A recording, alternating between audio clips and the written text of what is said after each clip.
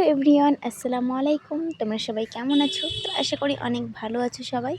তো আমি সকাল সকাল আজ চলে এলাম রান্না বান্নার কাজ নিয়ে।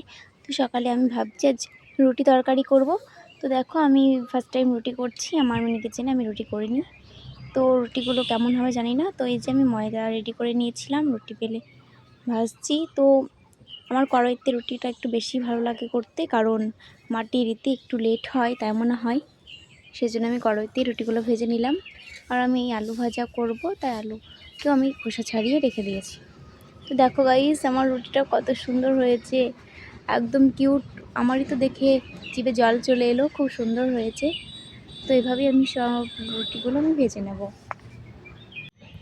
আমার রুটি ভাজতে বেশ খুব ভালো লাগলো আজকে এই ছোট্ট মিনি কিচেনে। যেহেতু রুটি যদি মনের মতো হয়, তো সেই কাজ করতে সবারই ভালো লাগে। তো আমারও খুব সুন্দর লাগলো। এই রান্নার বান্নার কাজ যত সকাল তাড়াতাড়ি করব সকালে, তত বেশি মজা হয়, কারণ লেট করে রান্না করলে পুরো দিনটাই বাদ চলে যায় তেমন হয়। তো এই যে রুটিটা আমার হয়ে এসছে, ততক্ষণে আমি আলুটা ভালোভাবে কেটে নেব।